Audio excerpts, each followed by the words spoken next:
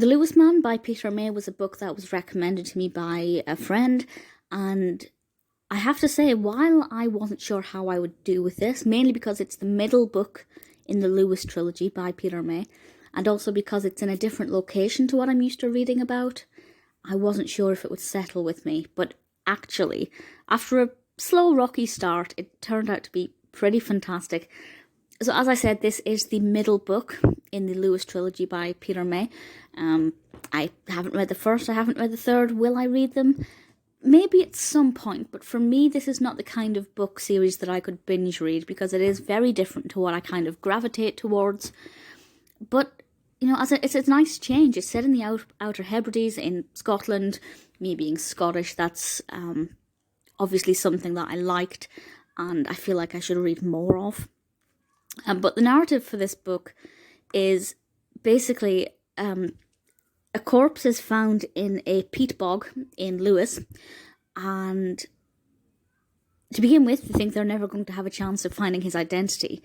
But then it turns out that there's a DNA match with somebody else on the island, but that person on the island is very old and has dementia. How on earth are they going to unravel this case?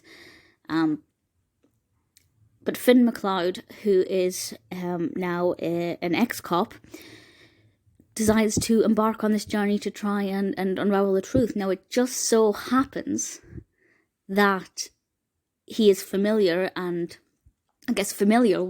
Tormund MacDonald, who is the DNA match, and Finn McLeod works to try and unravel this case. And as I said, it was a really slow start, but once it got going, it was really interesting. My favourite bits it was the analepsis, when we have Tormund speaking in first person. It's his internal monologue as he revisits the past. And he grew up as a Catholic boy in a boarding house.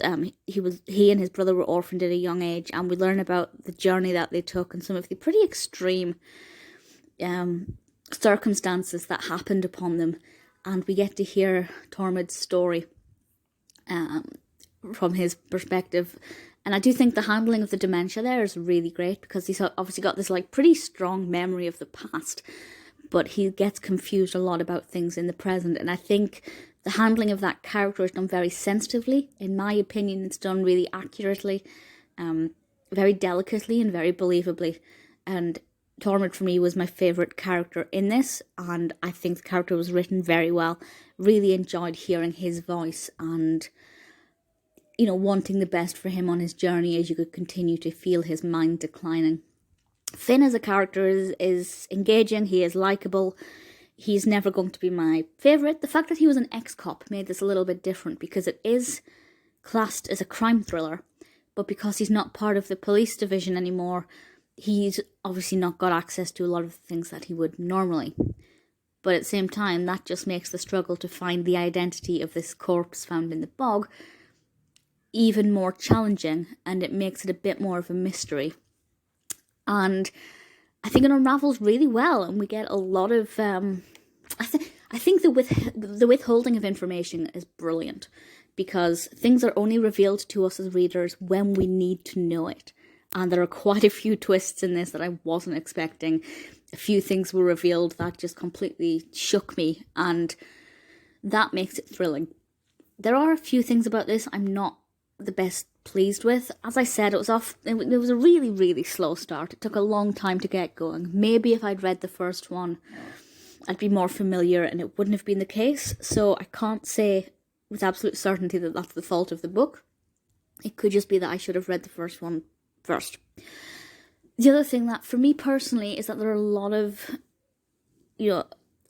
Gaelic names in this. Now, me being from Aberdeen, you'd think I should be able to speak Gaelic and be very familiar with it, but I'm not, to my shame. But because I can't pronounce the names in my head, it's hard for me to engage with some of the characters.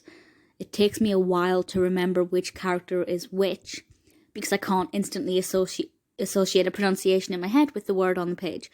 So being unfamiliar with some of that makes it a little bit more challenging to get through in the beginning. And, that's always going to be the case with any book set in a country with names that are very different to what you're used to. And once I got past that, it's fine. The other thing I really didn't like, and it didn't hinder my enjoyment of the book, but something happens towards the end with, it's kind of the violent climax, I guess. I can't really say any more than that, but I just thought it was really unnecessary. I didn't think it was essential at all. I can understand why it was there, but for me, I just thought it was over the top and kind of made what was a really believable journey a little bit extravagant. But aside from that, I really liked The Lewis Man.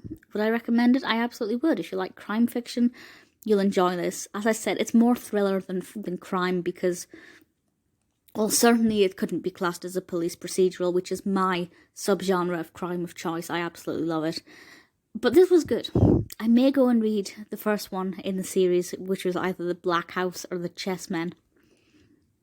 If you've read either of them, do let me know if that's worth pursuing. This was released in 2011. I think it's a book that's pretty timeless, given the subject matter. And yeah, I'm glad it was recommended to me. Not the most perfect book, but I did enjoy it.